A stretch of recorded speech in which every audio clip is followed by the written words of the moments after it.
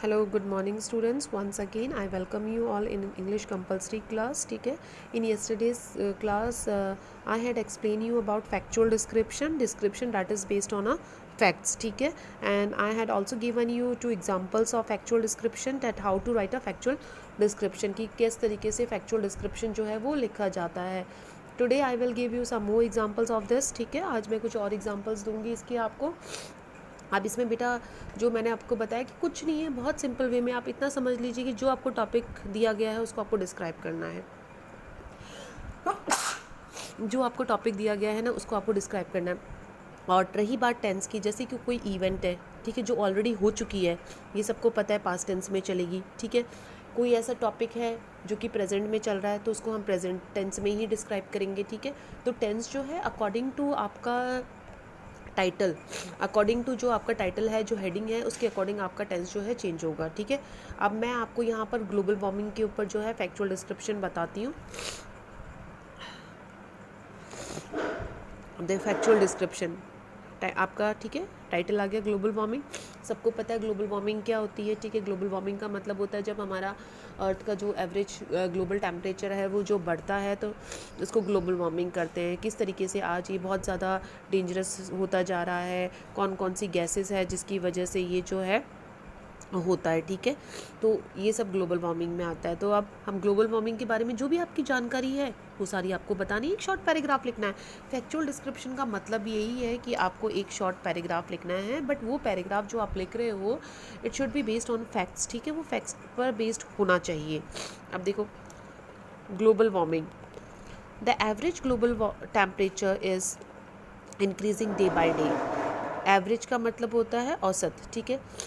Global का means होता है वैश्विक, कि हमारे अर्थ का जो ग्लोबल टेम्परेचर है वो दिनों दिन बढ़ता जा रहा है.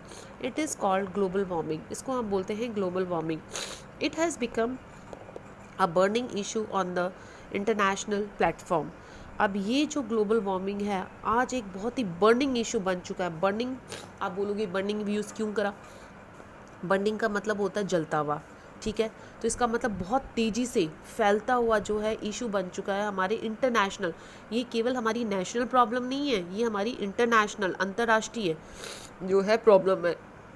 It happens when the temperature of the earth increases. ये कब होता है जब हमारे अर्थ का टेम्परेचर बढ़ता है स्विफ्टली मीन्स तेज़ी से, टू अ हायर डिग्री, बहुत ऊंची डिग्री तक हमारा जो टेम्परेचर है जब बहुत तेज़ी से बढ़ता है तब ग्लोबल वार्मिंग होती है. The major reason behind this, अब ग्लोबल वार्मिंग के पीछे जो मेन रीज़न है इज़ ग्रीन हाउस गैसेस. कौन कौन सी गैसेस से होता है, लाइक मीथेन, कार्बन डाइऑक्साइड, ठीक है, etcetera. The continuous burning of fossil fuels has created blanket of carbon dioxide all around the world.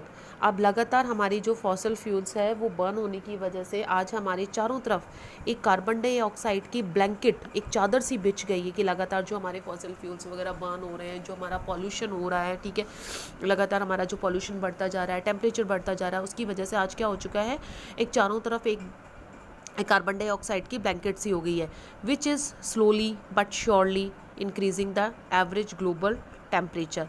जिसकी वजह से क्या हो रहा है, चाहे धीरे धीरे ही लेकिन श्योरली, निश्चित रूप से हमारा जो टेम्परेचर है वो बढ़ रहा है.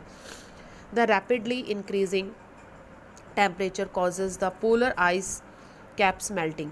अब लगातार हमारा जो टेम्परेचर बढ़ता जा रहा है उसकी वजह से क्या हो रहा है कि हमारे जो आइस कैप्स हैं, हमारे जो ध्रुवीय जो ये बर्फ़ वगैरह जो हैं वो भी क्या होती जा रही है, पिघलती जा रही हैं.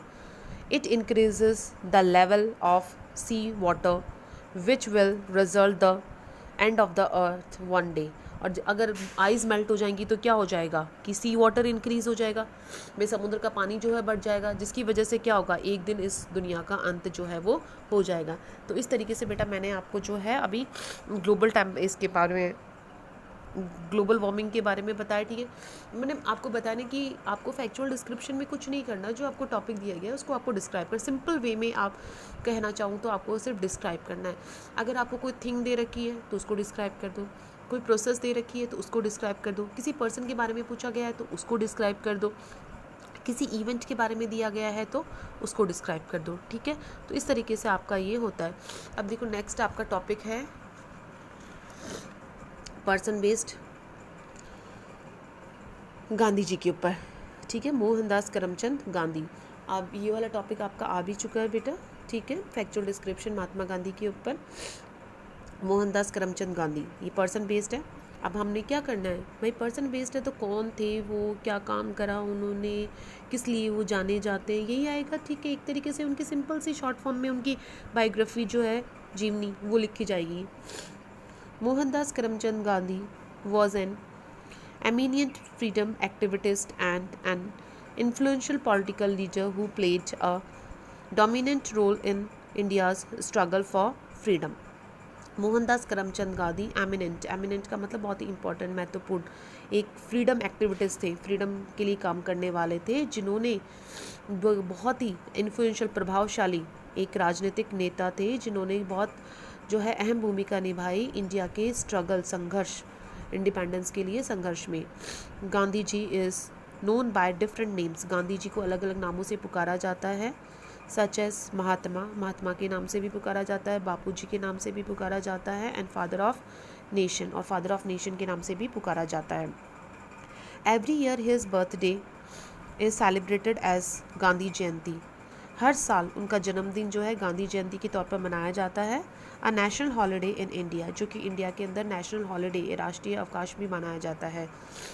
And also observed as the international day of non violence, और इस दिन को हम अहिंसा का दिन भी मानते हैं। Mahatma Gandhi, as he is most commonly referred to, was instrumental in liberating India from the clutches of the British. Mahatma Gandhi, जिन्हें माना जाता है कि उन्होंने भारत को ब्रिटिशर्स के क्लचेस से, चंगुल से जो है छुड़ाया, with his unusual yet powerful political tools of Satyagraha and non violence, और किसकी वजह से, उनकी असाधारण लेकिन बहुत ही प्रभावशाली और बहुत ही शक्तिशाली पॉलिटिकल टूल्स की वजह से, और उनके पॉलिटिकल टूल्स से उन्होंने सत्याग्रह अपनाया और नॉन वायलेंस के साथ में भारत को आज़ादी दिलाई। He inspired several other political leaders all over the world, और उन्होंने हर दुनिया के कोने कोने से लोगों को जो है, कई पॉलिटिकल लीडर्स को इंस्पायर भी करा, ठीक है। तो ये आपका हो गया मोहनदास करमचंद गांधी के ऊपर जो है फैक्चुअल डिस्क्रिप्शन। तो बेटा आपको इस तरीके से जो है पर्सन बेस्ड करना है। अब आपका, मैंने कल भी आपको दिया था, ठीक है, कल भी मैंने आपको होमवर्क दिया था, बट मोस्टली स्टूडेंट्स ने मुझे नहीं होमवर्क दिखाया है, कुछ स्टूडेंट्स ने दिखाया है। बेटा आपको please, it is a warning that please show me your work regularly, आप मुझे अपना वर्क रेगुलरली शो करिए।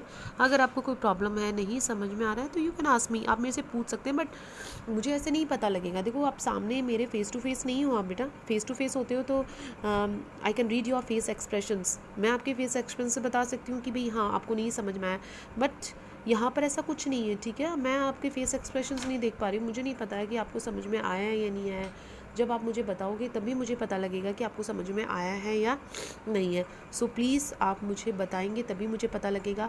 अगर आप मुझे अपना होमवर्क नहीं शो कर रहे हो तो इट मीन्स दैट उसको आपको नहीं समझ में आ रहा होगा, ठीक है। बट जो स्टूडेंट्स मुझे होमवर्क शो कर रहे हैं वो यही बोल रहे हैं मैम हमें अच्छे से समझ में आ गया है। फिर भी बेटा अगर ऐसी कोई प्रॉब्लम है कि आपको नहीं समझ में आ रहा है तो आप मेरे से पूछ सकते हो, ठीक है। आप जब तक पूछोगे नहीं, जब तक मुझे नहीं पता लगेगा, ठीक है, तो आपके पूछने पर ही पता लगेगा कि भाई आपको समझ में आया है या नहीं आया है। तो आप ये सारी चीज़ें करिए। आज का आपका होमवर्क है, जैसे कि अब आपका ये मोहनदास करमचंद गांधी के ऊपर, गांधी जी के ऊपर फैक्चुअल डिस्क्रिप्शन है। आप जो है नरेंद्र मोदी के ऊपर लिख सकते हो, ठीक है। नरेंद्र मोदी के ऊपर आप लिखिएगा फैक्चुअल डिस्क्रिप्शन, और लिखकर, और कल वाला वर्क और आज वाला वर्क जो फैक्चुअल डिस्क्रिप्शन है, जो रिपोर्ट मैंने आपको दी थी, आपको मैं टाइमिंग दे रही हूँ। आज टुडे इज़ वेडनेसडे, आज वेडनेसडे है, एंड बिफोर सैटरडे तक आप मुझे अपना वर्क शो करिए। अदरवाइज़ अगर आप नहीं शो करते then I will call your parents, ठीक है। I will speak to your parents, मैं आपके पेरेंट्स से बात करूँगी अगर आपने मुझे सैटरडे तक वर्क नहीं दिखाया तो, ठीक है। तो आपको मैं टाइमिंग दे रही हूँ सैटरडे तक का। सैटरडे तक आपका पूरा कंप्लीट वर्क जो है आप मुझे सेंड करोगे with your name and class and section, ठीक है। अपना नेम लिखना है, क्लास लिखना है, सेक्शन करना है, देन सेंड मी। ऐसे नहीं कि आप ऐसे ही भेज रहे हो, मुझे कैसे पता लगेगा इतने सारे स्टूडेंट्स में कि आप कौन सी क्लास में पढ़ते हो, क्या है, ठीक है। अगर आपको कोई टॉपिक समझ में नहीं आया है तो भी आप मेरे से पूछोगे, ठीक है। बट आपके पूछने पर ही पता मुझे लगेगा कि किस तरीके से आप जो है आपको समझ में आ रहा है, नहीं आ रहा है, क्या नहीं है, ठीक है।